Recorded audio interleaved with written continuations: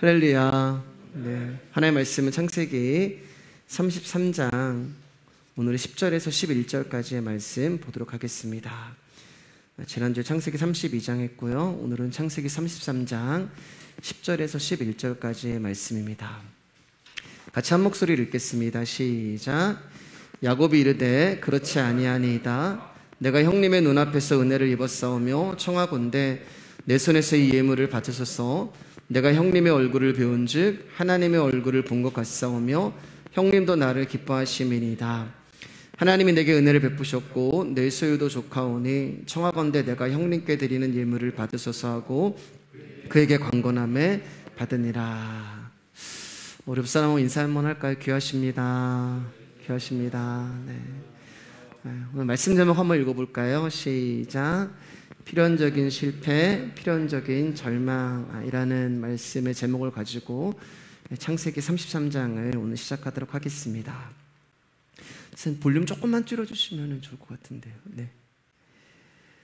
사도 바울이 갈라디아서 2장 20절 말씀 가운데 내가 그리스도와 함께 십자가에 못 박혔나니 이제는 내가 사는 것이 아니요 오직 내 안에 그리스도께서 사시는 것이라. 이제 내가 육체 가운데 사는 것은 나를 사랑하사 나를 위하여 자기 자신을 버리신 하나님의 아들을 믿는 믿음 안에서 사는 것이다 라고 하는 고백을 했어요. 여러분, 바울의 고백을 보면은 자신의 모든 삶을 자기 안에 살아계시는 그리스도께서 사시는 것으로 바라보는 거죠. 그러니까 그의 삶을 보면 복음으로 인하여 겪는 고난으로 인해 충분히 불평과 원망이 나타나야 함에도 불구하고 오히려 기쁨과 찬송을 드릴 수 있었던 것은 자신의 삶을 자신의 삶으로 보지 아니하고 자기 안에 살아계시는 그리스도를 위한 삶으로 초점을 맞추다 보니 그의 고난의 현장에서도 하나님의 복음과 하나님의 영광이 증거가 되고 있는 것입니다. 이처럼 바울의 모든 행동은 그 안에 그리스도가 있었고 믿음이 있었으며 그가 향하는 것은 세상이 아니라 하나님 나라를 드러내고 있는 거예요. 그런 점에서 저와 여러분의 부끄러움이라는 것은 우리가 우리 안에 사시는 분이 누구인가를 생각하지 않고 나라는 존재를 생각한다는 것입니다. 그래서 우리 안에 끊임없이 불평이 일어나고 끊임없이 원망이 사라지지 않고, 그렇기 때문에 우리의 행동이 하나님 나라를 소망하면서 살아가는 자들이 아니라 이 땅에 매여서 살아가는 그런 모습으로 드러나게 되는 것이에요. 드러나는 것입니다. 야곱도 마찬가지예요. 우리가 이제 오랜 시간 야곱에 대해서 말씀을 나누고 있는데, 하나님의 언약을 위해서 하나님께서 야곱이라는 존재를 택하신 이유는 하나님의 언약을 야곱이라는 삶 가운데 드러내시기를 위한 그런 선택으로 야곱을 부르신 것이죠. 근데 야곱은 하나님의 자신을 선택하고 자신을 부르신 그 목적을 이해하지를 못합니다. 하나님이 꿈에 나타나셔서 내가 너와 함께 하시겠다라고 하는 그 말씀도 여전히 나의 인생이 나의 뜻대로 되도록 도우시는 하나님으로 이해를 해버리는 거예요. 그래서 야곱의 인생을 보면은 에서도 이기고 라반도 이기고 나중에는 하나님까지도 이겨먹으려고 하는 오직 자기의 승리, 자기의 유익, 자기의 중심만을 위해 살았던 사람이 바로 야곱이 되는 거죠.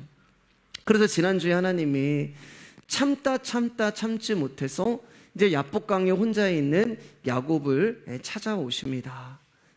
그리고 그를 넘어뜨리고 그의 환도뼈를 치심으로 말미암아 이제 야곱을 아무것도 할 수 없는 패배자로 만드시고, 야곱이 거기서 자기의 모든 것이 다 사라지고 모든 힘이 다 빠져서 살고 싶어서 붙드신 존재가 하나님이 되는 거예요.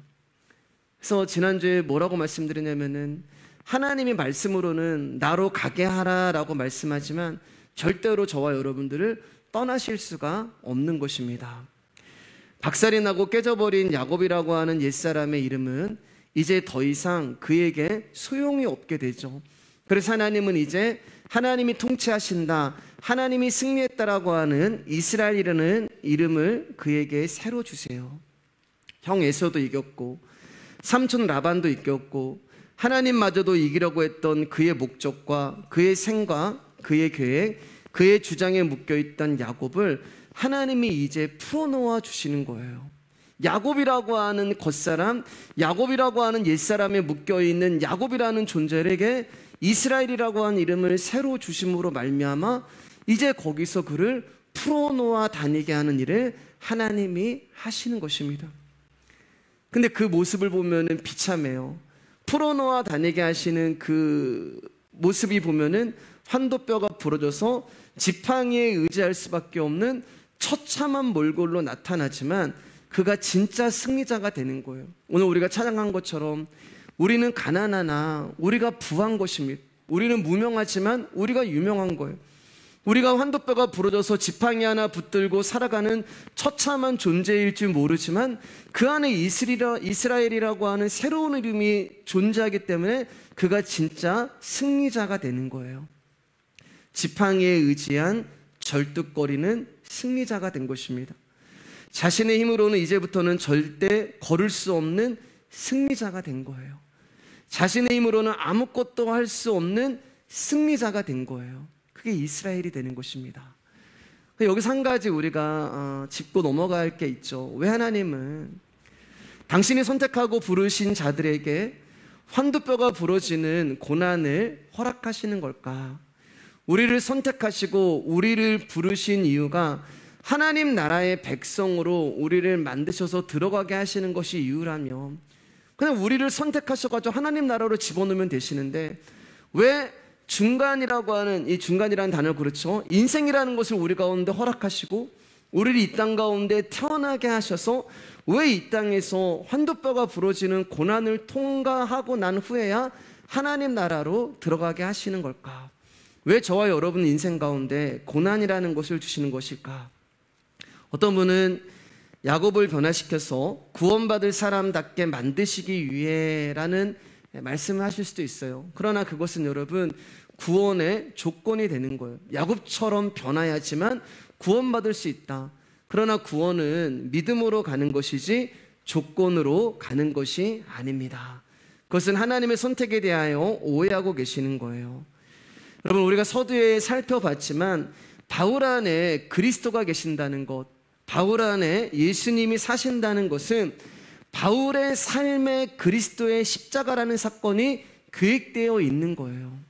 그리고 그 계획을 실행하시고 그 계획을 이끌어 가시고 완성시키는 존재는 바울이 아니라 바울 안에 살고 계시는 오직 그리스도가 그 일을 하는 것입니다. 그러니까 여러분 하나님의 선택이라는 것은 그런 거예요. 하나님이 저와 여러분들을 선택하고 부르셨다는 것은 내가 어차피 구원받았으니까 나는 아무렇게나 살아도 하나님 나라 갈 거야. 그렇게 막 살아도 천국을 가겠다고 하는 어떤 보증수표로서 저와 여러분들을 선택하고 부르시는 것이 아니라 여러분의 인생에 하나님의 일을 계획해 놓으셨다는 거예요. 사도 바울이 이제는 내가 사는 것이 아니요 내 안에 사시는 예수 그리스도를 위하여 믿는 믿음 안에서 사는 것이다 라고 고백했던 것처럼 또 다른 사도 바울인 저와 여러분 안에도 하나님의 일을 계획해 놓으셨고 저와 여러분의 인생 가운데서 하나님의 섭리를 계획해 놓으셨고 결국에는 하나님이 우리 가운데 작정하시고 이루시고자 하시는 그 일을 하나님은 반드시 완성을 하신다는 것입니다. 그래서 여러분 선택을 받은 성도는요 하나님의 계획에 붙들려 꼼짝할 수 없는 입장에 있는 거예요. 내가 바다 끝에 가도 거기도 하나님의 손바닥이에요. 우리가 부처님 뛰어봤자 부처님 손바닥이야 라고 얘기하는데 아니에요. 여러분 시편 말씀을 보면은 하나님 손바닥이에요. 내가 하나님을 피해서 바다 끝으로 가도 거기에 하나님이 계셨고 내가 하늘 높이 도망을 가도 거기에도 하나님이 계셨고 그러니까 저와 여러분들은 무엇을 해도 어디를 가도 그분의 계획에 붙들려 꼼짝할 수 없는 입장에 있다는 거예요. 그래서 우리가 야곱의 인생을 쭉 지금 봤잖아요. 그가 태어났을 때부터 지금까지 20년이라는 그 시간 동안 얼마나 그가 많은 계획과 형을 속이고 아버지를 속이고 삼촌을 속이고 자기의 계획과 자기의 술수와 꾀를 가지고 인생을 살아가는데 그의 오늘이라고 하는 현실은 뭐냐면은 환도뼈가 부러져서 지팡이를 붙들고 살아가야 되는 존재라는 말이에요. 야곱이 자기가 그렇게 될 거라고 누가 상상을 했겠어요? 그러나 그 일이 야곱의 인생 가운데 하나님의 일로 계획되어 있다면 반드시 그의 선택과 부르심 앞에 그 일은 일어날 수밖에 없는 것이고, 저와 여러분들은 그분의 선택과 부르심 따라서 살아갈 수밖에 없다는 거예요. 그리고 그분의 이끄심이 때로는 우리의 환도뼈를 부서뜨리고 우리가 고난으로 갈 수밖에 없는 그 길을 허락하실 수도 있다는 것입니다. 그러니까 여러분, 저와 여러분들이요, 말씀이 아닌 다른 것들을 자꾸 붙들잖아요. 저와 여러분들이 진짜 말씀이 아닌 다른 것들을 의지하고 때로는 말씀을 이용해서 내가 원하는 어떤 것을 이루려고 하는 그런 얕은 수를 쓰면 쓸수록, 사랑하는 여러분, 저와 여러분들에게는 환도뼈라는 고난이 더 깊어지고 더 많아지고 더 자주 일어나는 거예요. 예.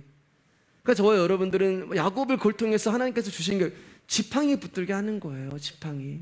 말씀 붙들게 하시는 거예요. 그 전까지는 돈을 붙들었고 자녀를 붙들었고 나의 어떤 힘을 붙들었고 나의 계획과 나의 술수를 붙들었다면 하나님이 그것을 다 박살내시는 거예요. 내가 너 인생 가운데 허락한 삶은 말씀 붙드는 거야. 그것을 붙들어야 되는데 야곱이 양손에 다른 어떤 것들을 붙들고 있으니까 하나님께서 그것을 쳐내려가시는 것이 환도뼈가 부러지는 거예요. 그리고 결국에는 그가 지팡이 붙들어요. 죽을 때까지요. 이 지팡이가 없으면 그는 걸어갈 수도 없어요. 이 지팡이가 없으면 야곱은 살아갈 수가 없어요. 그 지팡이가 뭐냐? 나중엔 지팡이에 의지하여 이렇게 한단 말입니다. 나중에는 야곱이 지팡이에 의지하여, 우리가 의지할 수 있는 존재는 예수 그리스도밖에 없는 거예요. 그렇기 때문에 그리스도가 내 안에서 살아가기 위해서는 여러분, 우리 안에 있는 모든 것이 깨져야 돼요. 나의 사역도 깨져야 되고 나의 헌신도 깨져야 되고 심지어 그분을 향한 선한 동기와 아름다운 일도 깨져야 되고 내가 하려고 했던 모든 것들이 다 박살이 나야 되는 거예요. 그리고 우리 가운데 오직 말씀만 남아야 되는 거예요. 전에도 한번 말씀을 드렸지만 이제 새벽 예배에 오시는 이제 권사님이 계십니다. 근데 그 권사님이 그런 말 하신 거예요. 목사님, 이제 말씀을 쭉 들으시면서 자기 인생 가운데 하나님을 평생 믿었는데 열정도 있었고 일도 있었고 열심도 있었습니다. 저한테 하신 고백이에요. 근데 그분이 뭐라고 얘기하냐면은, 그런데 목사님, 제가 말씀을 쭉 들어보니까 남는 것은, 마지막에 꼭 내가 있어야 됐던 것은 말씀밖에 없었네요. 이런 고백을 하시는 거예요. 사랑하는 여러분, 이 비밀을 알게 된 자들만 내 삶은 내가 아니요 그리스도가 내 안에 사는 것이라고 하는 바울의 고백을 드릴 수가 있는 거예요. 우리 요한복음 21장 18절 말씀 보겠습니다. 시작. 내가 진실로 내게 이르노니 내가 젊어서는 스스로 띠띠고 원하는 곳으로 다녔거니와 늙어서는 내 팔을 벌리리니 남이 내게 띠띠우고 원하지 아니한 곳으로 데려가리라. 진리의 허리띠가 나를 묶고 끌고 가시는 거예요. 어디로요, 여러분? 주님이 원하시는 곳으로, 주님의 섭리와 주님의 계획과 주님의 목적이 있는 곳으로 우리를 끌고 가시는 것입니다. 그러니까 여러분, 우리가 무엇을 계획하는 것이 아무 소용이 없는 거예요. 그것은 내가 주님을 만나기 전에 나의 모습이 되어야 하는 것입니다. 주님을 만나면 내가 원하고 내가 계획하는 곳으로 가는 것이 아니라 그분이 원하는 곳으로, 그분의 계획이 이루어지는 곳으로 가게 되어 있는 거예요. 그러니까 하나님은 언제 우리를 찾아오시고 주님이 임재하시는 곳은 어디냐? 나의 계획이 실패한 곳, 나의 섭리가 무너진 곳, 나의 소망이 박살이 난 곳, 그곳으로 주님이 오시는 거예요. 그래서 예수님이 베드로가 주님을 부인하면서 자기라는 존재가 다 박살이 나서 이제는 먹고 사는 고기도 안 잡히는 그 디베라 바닷가로 주님이 찾아오신 것입니다.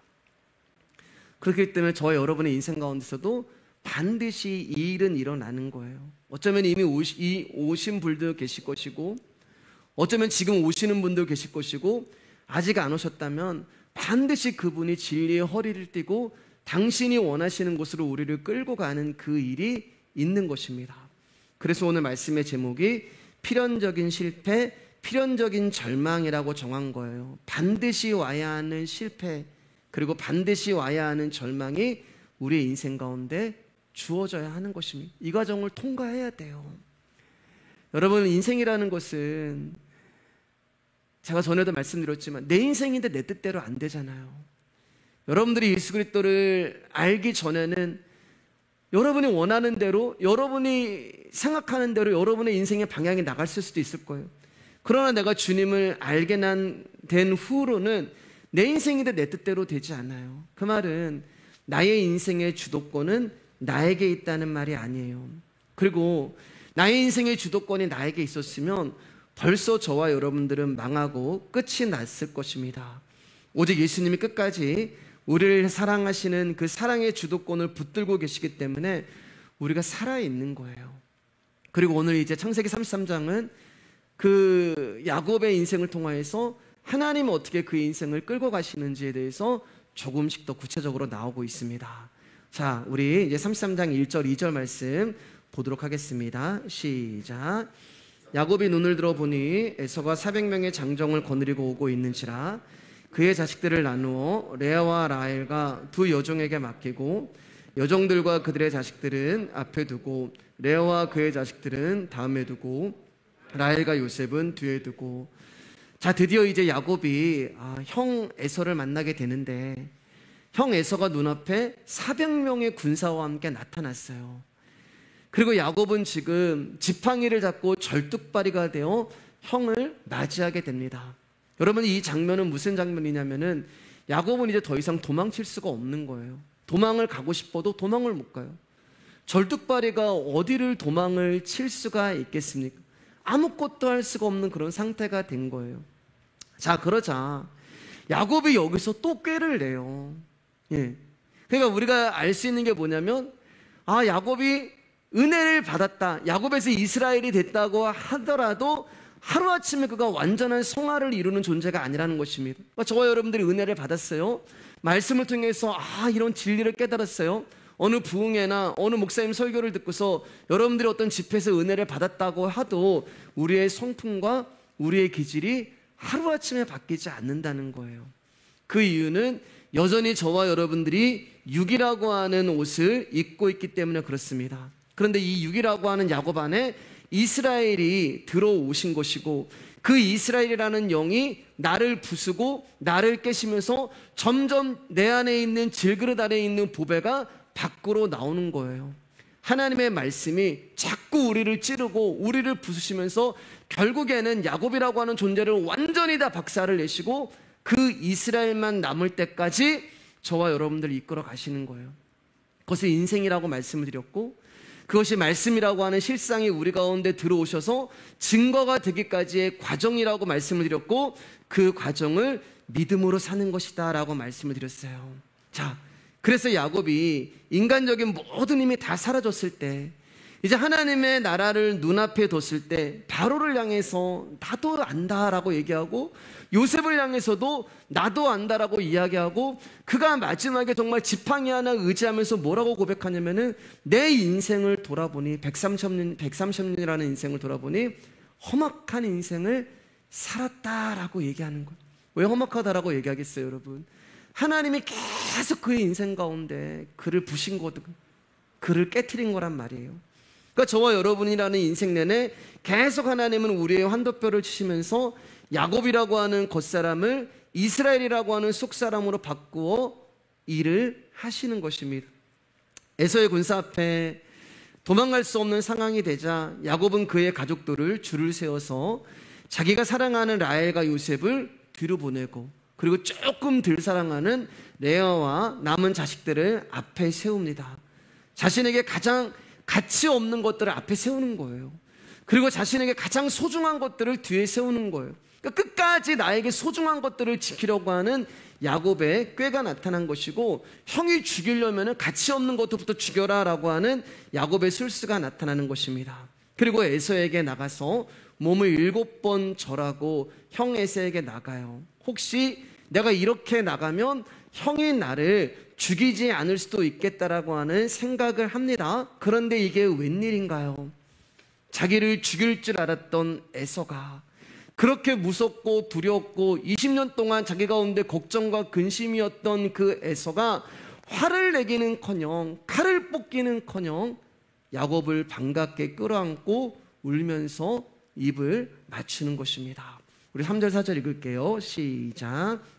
자기는 그들 앞에서 나아가되 몸을 7번 땅에 굽히며 그의 형 에서에게 가까이 가니 에서가 달려와서 그를 맞이하여 안고 목을 어금 맞추어 그와 입 맞추고 서로 오느라. 그냥 온 것도 아니에요. 달려온 거예요. 에서가요. 여러분, 에서는 굉장한 부자의 삶을 살고 있죠. 엄청난 가축을 이제 야곱이 선물로 주었더니 에서가 뭐라고 얘기하면은 야, 나 많아. 내 것은 네가 그냥 가져가라고 사양을 합니다. 그리고 군사 400명, 장정 400명이라고 우리 이제 성경에 있지만 이 장정은 여러분 정확한 의미는 용병이 되는 거예요. 용병. 용병 아시죠, 여러분? 싸움을 잘하는 군인을 돈을 주고 사온 거예요. 그러니까 쉽게 얘기하면은 세상에서 굉장한 부자가 자기를 경호하는 사람들을 두고 살아가는 거예요. 근데 에서는 한두 명도 아니고 몇십 명도 아니고 400명이라고 하는 자기를 경호하는 군대를 가지고 있는 거예요. 그러니까 얼마나 세상에서 여러분 성공한 존재예요. 엄청난 부자로 지금 등장하고 있는 것입니다. 그러니까 야곱도 많은 것을 가졌다고 생각했는데 에서 앞에 딱 서보니까 에서가 가진 것에 비하면 야곱의 재산은 보잘것이 없는 거예요. 지금 에서는 이 세상에서 잘 먹고 잘 살고 성공한 존재로 야곱이라고 하는 존재 앞에 서는 것입니다. 여러분 솔직히 부러우시죠? 나는 절뚝발이가 됐단 말이에요. 절뚝발이가 된 나라는 존재 앞에 성공한 에서가 부러울 수밖에 없는 거예요. 그러나 사랑하는 여러분, 중요한 것은 에서는 하나님의 부르심을 받지 않았다는 거예요. 에서는 하나님의 복과는 거리가 먼 사람이라는 것입니다. 즉 아무리 잘 살고 아무리 성공하고 아무리 존경받고 아무리 인기가 있어도 하나님이 선택하고 부르시지 않으셨다면 그 존재는 결국은 바람에 나는 겨와 같다는 것입니다. 성경에 정확한 이유가 나와 있지 않지만 에서가 400명의 군사를 이끌고 온 것을 보면 아마 야곱의 소식을 듣고 20여 년 전에 복수를 하러 온 것은 아닌가라는 생각도 해봐요. 그런데 그렇게 야곱을 죽이러 왔던 에서가 왜 갑자기 마음이 약해진 모습을 보여주고 있는 것일까? 왜 야곱을 죽이려고 벼르며 찾아온 에서가 이렇게 달라진 것일까? 어떤 분들은 야곱이 준비한 선물 때문이기라고도 하고, 또 어떤 분들은 절뚝발이가 된 야곱을 보니까 에서가 치근해져서 그렇게 했다라고 하시는 분들도 계신데, 저는 그렇게 생각하지 않아요, 여러분.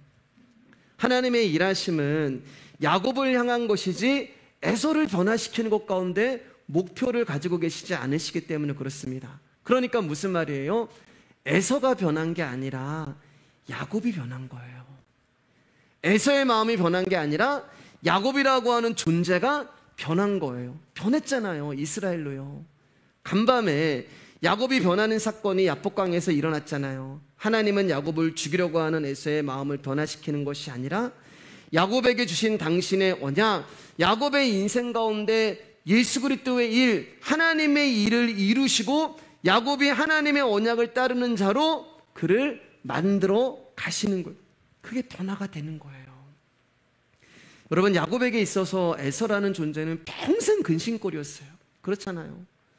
평생 문제였어요. 아무리 시간이 지나고 20년이 지나도 형이 나를 죽이려고 했던 그날을 잊지 못할 거예요. 팥죽 한 그릇 가운데 내가 형을 속였던 그날을 잊지 못할 거예요. 그가 도망치면서 베델에서 잠을 잤던 그날을 잊지 못할 거예요. 아무리 수십 년이 지나도 여러분, 우리가 어제 일 같은 일이 있잖아요. 생생한 일이 있잖아요. 내 인생 가운데 지우고 싶은 일, 내 인생 가운데 그런 일이 없었으면 좋았을 뻔했는데, 그 사람을 만나지 않았으면 좋았을 뻔했는데, 상처와 아픔과 두려움과 나에게 근심과 걱정을 주는 문제가 우리 가운데 있어요. 야곱에게 에서는 그런 문제거리였고 걱정거리였고 염려거리였습니다. 즉 에서는 나를 어렵게 만들고 힘들게 만들고 두렵게 만들고 절망케 만들고 낭만케 만드는 문제가 되는 거예요. 다 가지고 계시잖아요. 저 여러분들이 인생을 살면서 에서라는 문제를 다 가지고 살아가요. 그래서 그 문제가 나에게 찾아올 때마다 우리는 어떻게 하면 이 문제를 해결해 볼까라고 나의 꾀를 내고 나의 술수를 내고 나의 방법을 내면서 이리저리 거기서 탈출을 할까 고민을 하고 애를 씁니다. 그런데 벗어나지던가요? 그 문제가 해결이 되던가요, 여러분? 여러분, 물질이라는 문제에서 벗어나지세요? 건강이라고 하는 문제에서 해결이 되던가요? 관계라는 문제에서 해결이 되던가요? 원수 같은 남편, 도저히 바뀔 것 같지 않은 아내, 포기해버리고 싶은 자식, 말썽만 일으키는 사람들, 내 상황, 내 환경, 하나님 앞에 변하게 해달라고 기도도 했고 작정도 했고 하나님 앞에 부르짖었지만 여전히 변하지 아니하는 환경과 상황과 사람들 앞에서 이제 신랄 같은 희망도 사라져버리고 절망만 남는 거예요. 여전히 에서라고 하는 문제는 400명의 군사를 이끌고 내 눈앞에 서 있는 것입니다.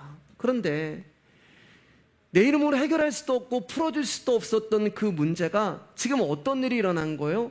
나를 와서 안아주고 나에게 입맞추고 나에게 화해를 하는 거예요. 절대 해결이 될 수 없었던 그 문제가 지금 나를 찾아와서 화해를 하고 있는 거예요. 여러분, 어떤 일이 일어났다고요? 야곱이 이스라엘로 바뀌었기 때문에 그렇습니다. 문제가 바뀐 게 아니에요. 문제는 그대로예요. 에서는 그대로예요. 400명의 군사는 그대로예요. 근데 야곱은 어젯밤에 바뀌었어요. 야곱도 그대로가 아니에요, 여러분. 에서도 그대로고 400명의 군사도 그대로인데 야곱은 바뀌어 버렸습니다. 야복강의 씨름에서 자신의 실체를 올바로 자각하게 되고 자신이 하나님의 은혜를 떠나서는 올바로 살 수 없는 불가능한 자라는 것을 알았을 때 그때 그분을 붙잡는 거잖아요. 그때 그분의 은혜가 나를 찾아오게 되는 것이고 그때 그 문제가 나를 안고 나에게 입을 맞추는 거예요. 그러니까 여러분, 하나님 앞에 저와 여러분들이 어떤 존재인지를 알면 알수록 우리의 문제거리인 에서들은요, 그들의 역할을 마치고 우리를 부둥켜 안고 우리에게 입을 맞추는 일이 일어나는 거예요. 그리고 거기서 어떤 열매가 맺어지냐? 성숙이라고 하는 열매가 맺어지는 것입니다. 잠언 16장 7절 말씀이에요. 시작. 사람의 행위가 여호와를 기쁘시게 하면 그 사람의 원수라도 그와 더불어 화목하게 하시느니라. 그러니까 여러분, 어떤 문제가 있을 때 그 사람과의 관계를 막 풀려고 막 그런 게 아니라요, 그냥 십자가 앞에서 묵묵하게 하나님, 제가 할 수 없는 죄인입니다. 주님, 제 힘으로는 해결을 할 수가 없습니다. 저는 능력도 없고 아무것도 할 수 없는 존재입니다. 그렇게 주님 앞에 묵묵하게 그냥 그분 앞에 나라는 존재가 어떤 존재인지를 알아갈 때 주님의 마음이 나오는 거예요. 주님의 용서가 나오는 것이고 주님의 모습이 나오는 것이고 조금 더 깊은 주님의 눈물과 주분의 말씀이 나오는 거예요. 그러면서 저와 여러분들 거기서 조금씩 성숙해 가는 거예요. 여러분, 생각해 보세요. 야곱이 변하지 않은 그 모습이었다면 과연 에서가 이렇게 입을 맞췄을까?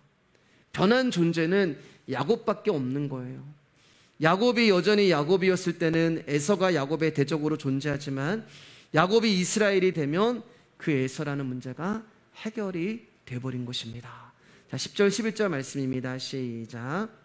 야곱이 이르되 그렇지 아니하니이다. 내가 형님의 눈앞에서 은혜를 입었사오며 청하건대 내 손에서 이 예물을 받으소서. 내가 형님의 얼굴을 배운즉 하나님의 얼굴을 본 것 같사오며 형님도 나를 기뻐하심이니이다. 하나님이 내게 은혜를 베푸셨고 내 소유도 조카오니 청하건대 내가 형님께 드리는 예물을 받으소서 하고 그에게 강권함에 받으니라. 여기 이제 강권함에가 참 중요한 그 단어예요. 야곱이 이제 자신의 가족을 소개한 후에 에서가 야곱이 준비한 짐승떼를 가리키며 내가 만난 이 가축들은 무엇이냐 그렇게 얘기하니까 야곱이 형한테 은혜를 받은 저의 선물입니다 이렇게 이야기를 해요. 그래서 형한테 이제 드려요. 형 이거 가지세요. 제 선물입니다. 그러니까 에서는 자기에게도 많은 것이 있기 때문에 야, 내가 가지고 있는 것이 좋게 받지 않겠다고 얘기해요. 지금 에서는 그대로 있는 거예요. 에서는 계속 거절을 합니다. 그런데 에서의 거절에도 야곱은 계속해서 형이 받으세요라고 뭐라고 얘기해요? 강권하는 거예요. 안 받겠다고 하는데도 지금 야곱이 강권하는 것입니다. 그러니까 에서는 받고 싶은 마음이 없었어요. 그런데 동생이 자꾸 강권하니까 거기에 못 이겨서 야곱의 예물을 받게 됩니다. 그런데 여러분 한번 생각해 보세요. 우리 야곱이 좀 변하지 않았어요? 예전에 야곱이라면은 과연 팥죽 한 그릇에 장자의 명분을 샀고 이삭과 형까지 속여가면서 축복을 받아냈고 라반의 집에서 20년 고생하면서도 삼촌까지 속여 먹여서 그렇게 얻어낸 재물을 이렇게 쉽게 준다고요? 예, 이것을 이렇게 쉽게 줄 수가 있을까? 솔직히 이 재물, 솔직히 그에게 있는 이 힘 때문에 20년 전에 고향도 떠나서 고생하면서 여기까지 온 거잖아요. 아무리 야복강에서 한두뼈가 부러지는 일이 있었다고 하지만 그래도 그렇지, 야곱에게 있어서 재물이라는 것은 여러분 장자권이라는 거예요. 야곱에게 있어서 이 힘이라고 하는 것은 자기의 아내보다도 자기의 자식보다도 더 중요한 건데 그것을 왜 주냐고요. 그것도 안 받겠다고 하는데 그것을 보면은 강권해서 지금 주고 있는 거예요. 아니, 가난한 사람 주는 것도 아니고 뭐 없는 사람 주는 것도 아니고 세상적으로 성공한 에서 가운데 이 세상을 살아가는데 조금도 부족함이 없는, 아니 넘치는 자인데 왜 야곱은 강권해서 자기가 가지고 있는 것을 주고 있는 것일까? 아까도 말씀드렸지만 여러분, 에서는 세상에서 성공한 존재이지만 하늘의 복을 받지 않은 자입니다. 그것은 하나님의 선택, 하나님의 부르심이라고 말씀을 드렸어요. 그렇기 때문에 이 세상의 힘을 상징하는 장자의 축복은 야곱에게 이제는 필요가 없는 거예요. 그가 하나님을 만나게 되니까 이 장자권을 따내기 위해서 이 장자라고 하는 축복을 받기 위해서 그가 평생을 살았는데 그가 하늘의 축복을 알게 되고 하나님의 복이 무엇인지를 알게 되고 이스라엘이라고 하는 존재가 되어버리니까 이제 자기에게 있는 이 세상의 힘이라고 하는 것은 필요가 없는 거예요. 왜요? 나는 세상의 힘으로 살아가는 존재가 아니거든요. 이제 이게 예화가 될지 모르겠지만 여러분, 우리가 지금 엽전 가지고 살 수가 없잖아요. 예, 우리가 옛날 엽전 가지고 살아가는 그런 시대가 아니잖아요. 그러면 이 엽전이 필요한 것은 옛날 조선시대나 그때 필요한 거잖아요. 그러니까 우리는 지금 하나님 나라를 살아갈 때는 하늘에서 주어지는 그 복으로 살아가는 존재가 된 거예요, 야곱이. 그러니까 이 땅에서 있는 힘으로 자기가 살아가지 않는다는 것을 알게 된 야곱에게 있어서 더 이상 장자의 축복은 야곱에게 있으나 만한 것이 된 것입니다. 이 장자의 축복이 누구한테 필요한 거예요?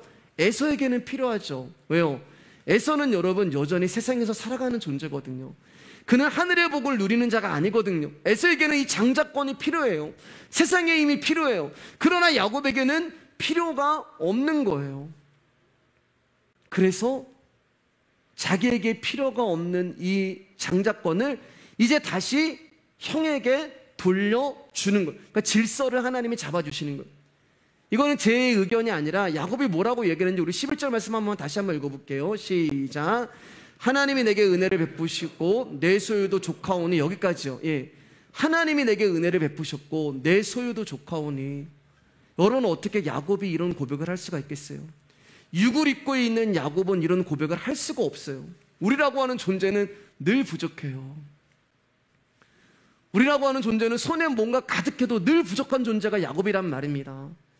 여호와는 나의 목자시니 내게 부족함이 없으리로다. 우리가 그렇게 입술로 고백을 하고 달달 외우지만 늘 부족해요. 그러면 이 고백은 누가 하는 거예요? 하나님께서 내게 은혜를 베푸셨고 내 소유도 조카오니. 이것은 야곱이 고백하는 게 아니에요. 야곱 안에 있는 이스라엘 대신 그 예수 그리스도, 야곱 안에 있는 이스라엘이 내가 하늘의 복으로 살아가는 존재입니다라는 것을 고백하고 있는 거예요. 예전에 야곱이라고 하면 이런 고백을 할 수가 없었습니다. 소유가 족하다는 것은 더 이상 소유가 필요가 없을 정도로 소유가 많다는 뜻이 아니에요. 그건 에서 이야기예요. 그러면 하늘의 복을 받은 야곱이 소유가 족하다고 하는 것은 뭐예요? 내가 가지고 있는 소유의 양과 상관없이 내 안에 함께 계시는 그 하나님으로 족하다. 그래서 여호와는 나의 목자시니 내가 부족함이 없으리로다 라고 하는 그 답이 뭐예요, 여러분? 다윗 안에 하나님이라고 하는 부족함이 없는 하나님이 그 다윗 안에 존재하고 계시니까 다윗이 그 고백을 할 수밖에 없는 것이고, 야곱 안에 모든 것을 가지고 계신 하늘의 복 대신 이스라엘이 야곱 안에 함께 하시니까 족한 거예요. 부족함이 없는 거예요. 우리 빌립보서 4장 11절 13절 말씀 한번 읽겠습니다. 시작. 내가 궁핍함으로 말하는 것이 아니니라. 어떠한 형편이든지 나는 자족하기를 배웠노니 나는 비천에 처할 줄도 알고 풍부에 처할 줄도 알아. 모든 일 곧 배부름과 배고픔과 풍부와 궁핍에도 처할 줄 아는 일체의 비결을 배웠노라. 내게 능력 주시는 자 안에서 내가 모든 것을 할 수 있느니라. 여러분, 이 말씀을 쉽게 말씀드리면 어떤 뜻이냐? 어느 날 하나님이 나를 풍요 가운데 던져 놓으시면 풍요롭게 사시고, 어느 날 하나님이 나를 가난 가운데 던져 놓으시면 거기서 그렇게 살라는 말씀이에요. 잔인한 것 같으세요? 아니에요, 여러분. 왜요? 그리스도인이 살아가는 이유는 풍요와 가난에 있는 것이 아니라 내게 능력 주시는 자 예수 그리스도와 함께 하기 때문인 거예요.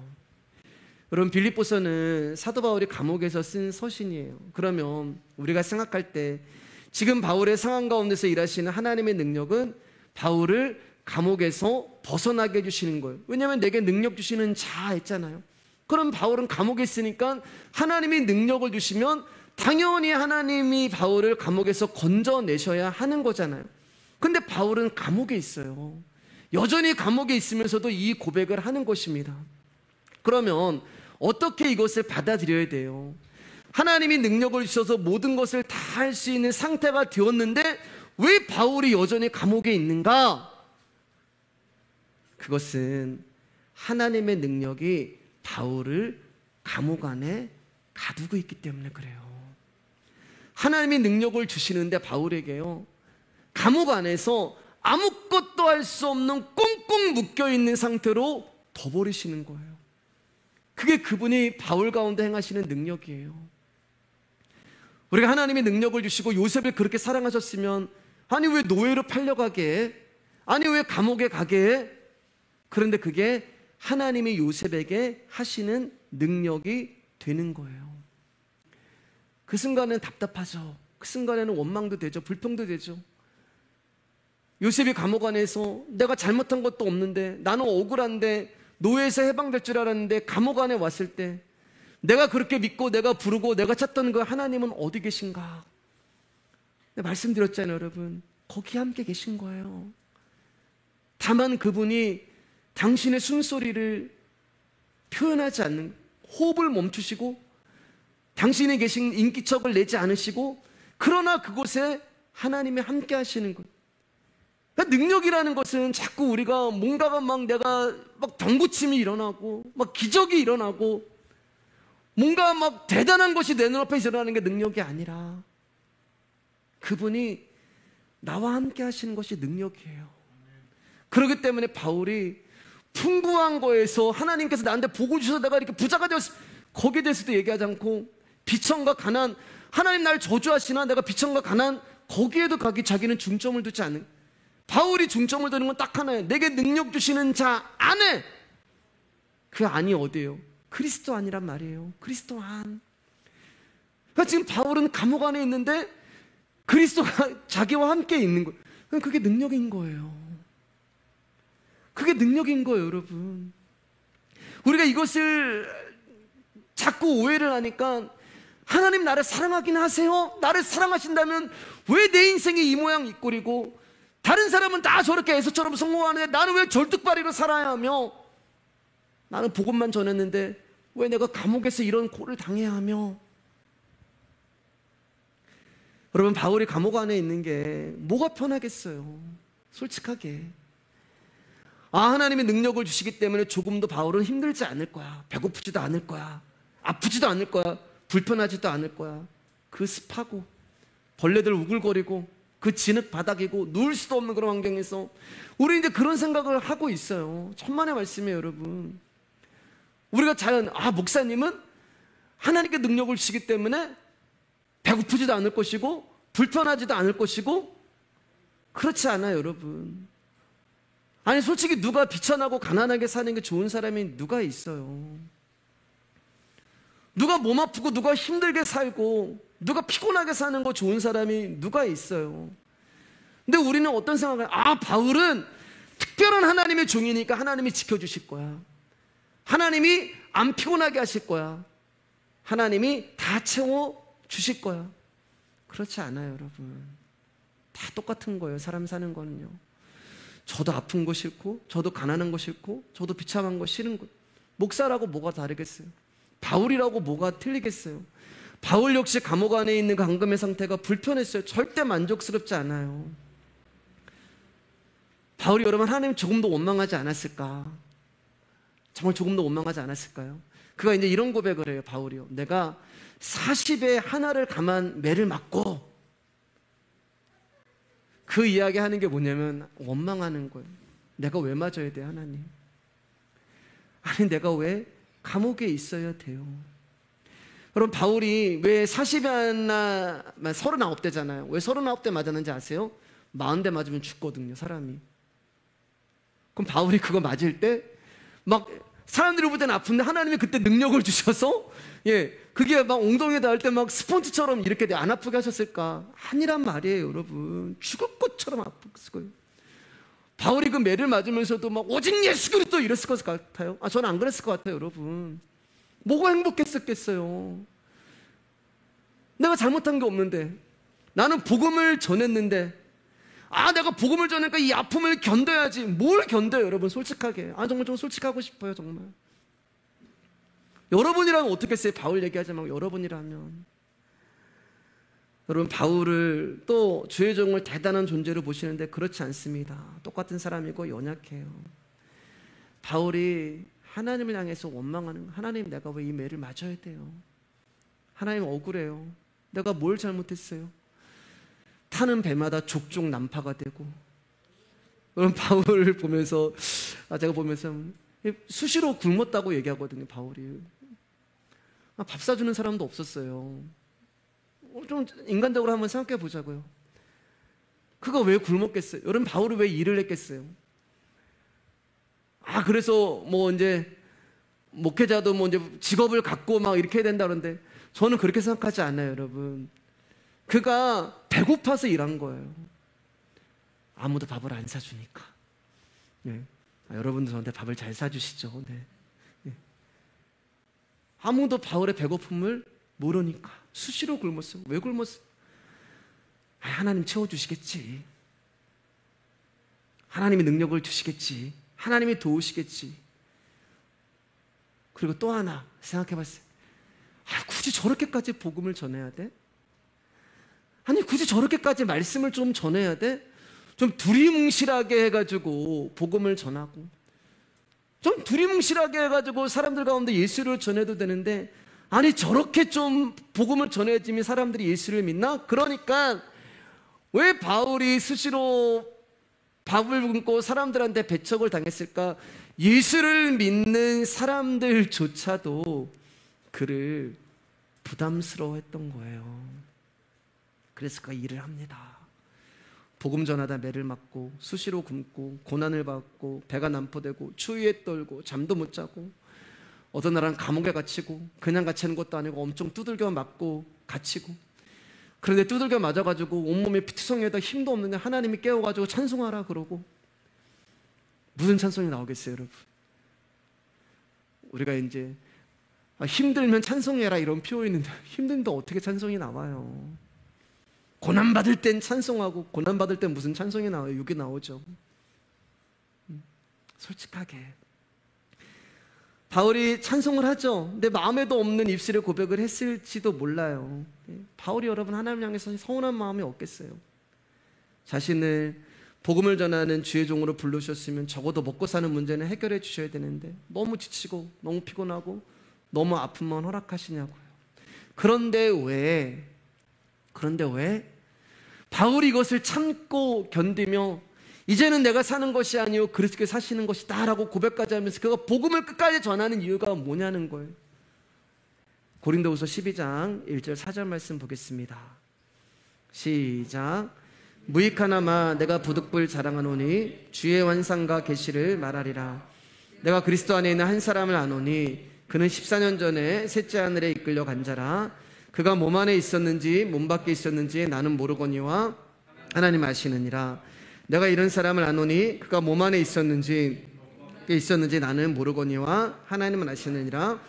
그가 낙원으로 이끌려가서 말로 표현할 수 없는 말을 들었으니 사람이 가히 이르지 못할 말이로다. 여기 2절 보면은 바울이 14년 전에 이렇게 얘기한단 말이에요. 14년 전에. 그럼 14년 전에 무슨 일이 있었을까?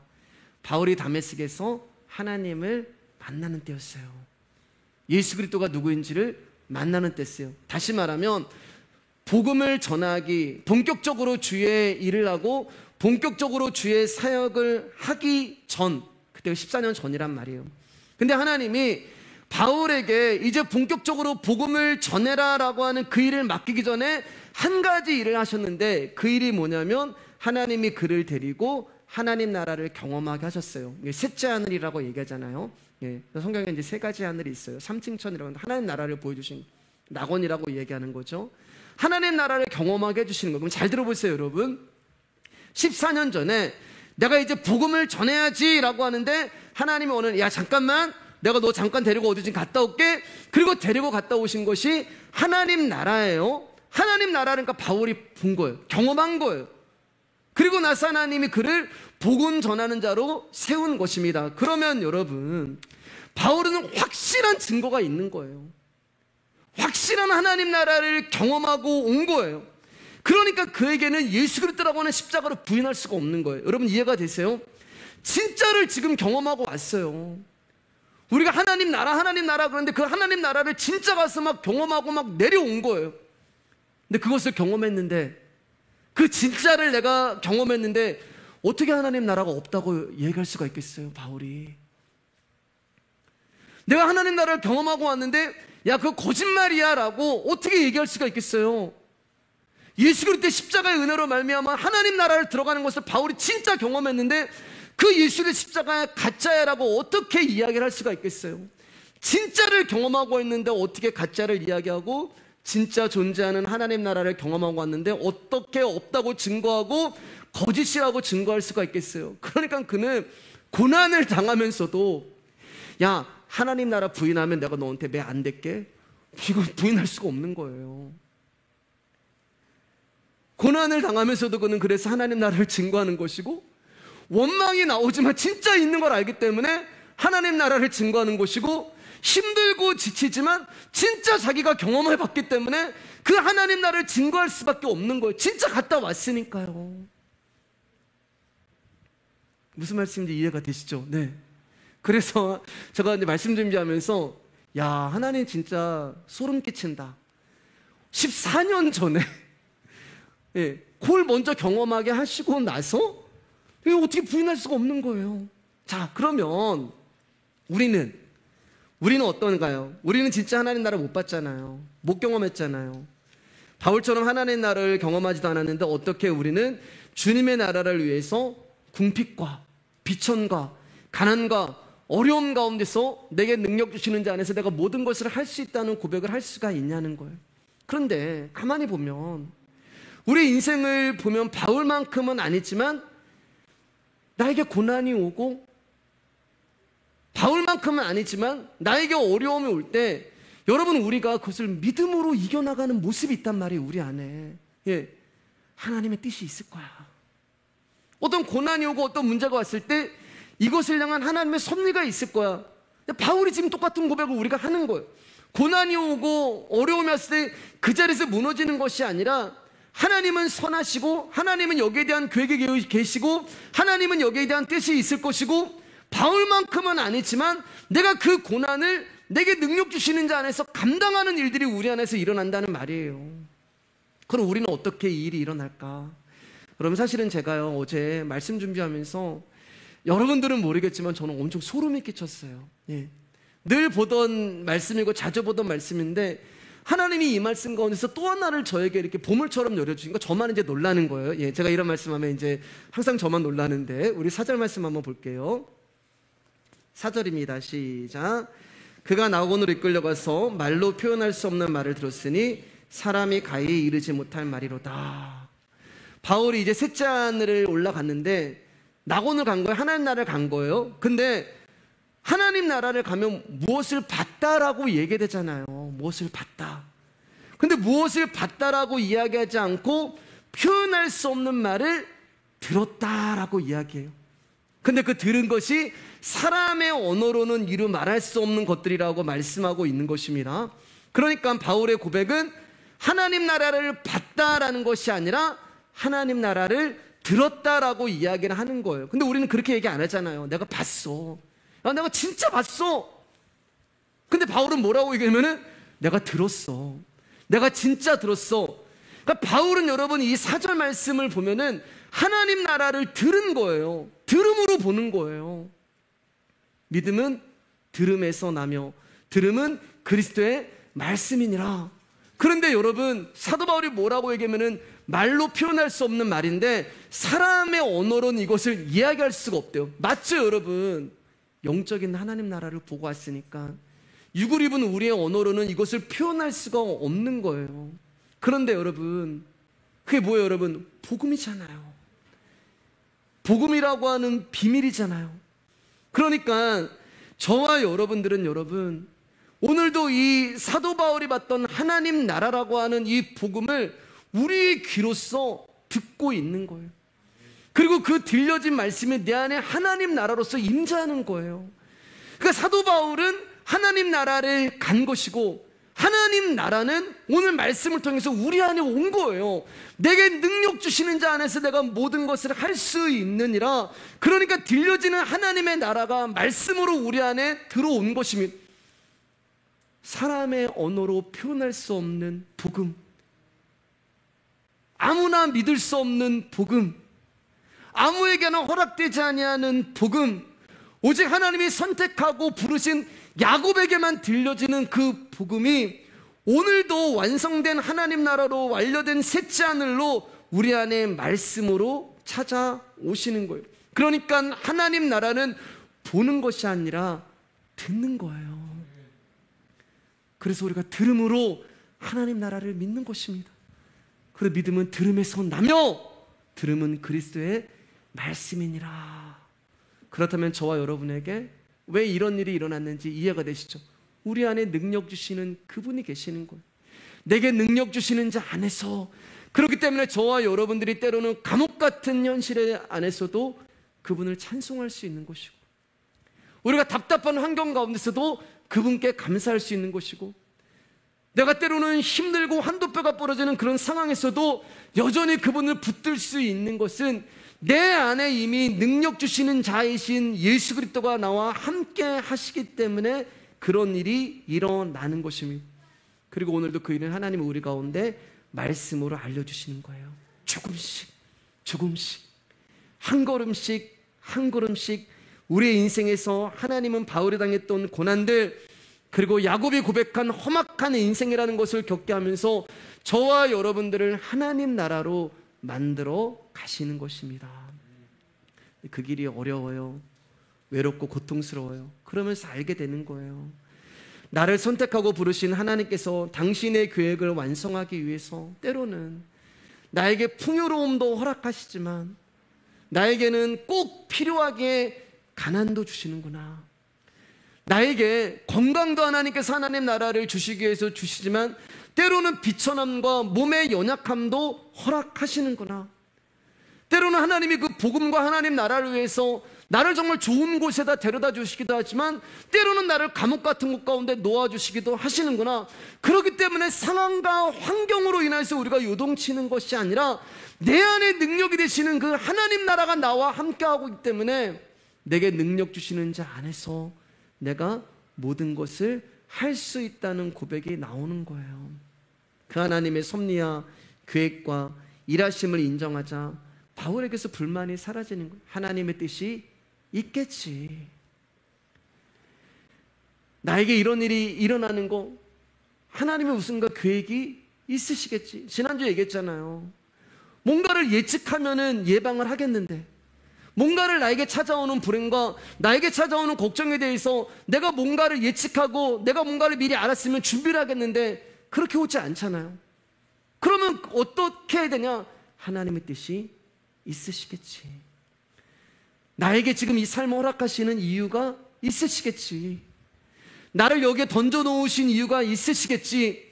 내 삶에 이런 어려움을 이유를 주시는 이유가 있으시겠지. 나를 이렇게 외롭게 하시는 이유가 있으실 것이고, 나를 이렇게 힘들게 하시는 이유가 있을 것이고, 거기서 나오는 게 자족이 되는 거예요. 자족. 그래서 바울이 내가 궁핍함으로 말하는 것이 아니니라, 어떠한 형편에 있든지 나는 자족하기를 배웠노니, 나는 비천에 처할 줄도 알고 풍부에 처할 줄도 알아 모든 일 곧 배부름과 배고픔과 풍부와 궁핍에도 처할 줄 아는 일체의 비결을 배웠노라. 그 일체의 비결이 뭐예요? 내 안에 계시는 능력이 되시는 예수 그리스도, 그분을 말씀하는 것입니다. 사랑하는 여러분, 성도의 삶은 만족이 아니에요. 우린 만족하면 끝이 없어요. 우리는 자족이에요. 자족이라는 것은 상태에 대한 만족이 아니라 하나님의 주권에 대한 만족이 되는 것입니다. 그래서 야곱이 그 고백을 하는 거예요. 그래서 제가 저 고백이 야곱의 고백이 아니라 그 안에 능력이 되시는 이스라엘의 고백이라고 말씀을 드리는 것입니다. 야곱이 자기가 가지고 있는 소유와 상관없이 자신과 함께 하시는 하나님으로 인하여 족하다라고 고백을 하는 거예요. 그렇기 때문에 더 이상 나에게 있는 장자권은 필요가 없기 때문에 강권해서 형 에서에게 주어 버리는 것입니다. 장자의 축복은 이상의 힘으로 살아가는 에서에게 필요한 것이지 하나님의 부르심을 입고 살아가는 야곱에게 필요가 없기 때문에 그래요. 그러니까 에서는 장자권이 필요한 사람이고 야곱은 장자권이 필요 없는 사람이었는데, 필요 없는 사람이 필요 있는 사람 것을 빼앗아서 이제 하나님이 그것을 다시 돌려주는 거예요. 그러니까 여러분, 우리가요, 아무리 뭔가를 계획하고 아무리 뭔가를 내 뜻대로 이루려고 한다 하더라도 결국에는 하나님의 질서대로 가는 거예요. 예. 결국에는 하나님이 하시는 그대로 원래 제자대로 다 가는 거예요. 저와 여러분들은 하늘의 힘으로 살아가는 자녀들입니다. 그래서 하나님 말씀하시는 거예요. 너는 장자권으로 사는 자가 아니다. 너는 오직 그리스도의 말씀으로 사는 자다. 그래서 예수님이 가이사의 것은 가이사에게, 하나님의 것은 하나님에게, 하나님이 우리 가운데 받으시는 것은 당신이 주신 것만 받으시는 것이지 당신이 주시지 아니하는 세상의 것을 받지 않으시는, 그래서 우리 몸에 붙어져 있는 군더더기를 다 떼버리시는 거예요. 가볍게 하시기 위해서. 여러분 가난하라고 말씀드리는 얘기가 아니에요. 가난하고 풍요로운 기준은 각자에게 달려있는 것이지 말씀은 거기에 관심 있지 않습니다. 하나님의 말씀은 가난해라 부유해라 그렇게 말씀하지 않으세요. 내가 부자가 되고 막 되면 더 하나님 신앙이 좋을 것 같으세요? 그렇지도 않아요. 그러면 가난하면은 그럴 것 같으세요? 그렇지 않습니다. 좋지 않은 환경이든 좋은 환경이든 그분이 나와 함께 하시는 것이 능력이 되는 거예요. 오늘은 여기까지 하도록 하겠습니다. 그리고 다음 주에 이제 33장 오늘 못하는 부분과 34장 이어서 같이 하도록 하겠습니다. 제가 한번 기도하겠습니다.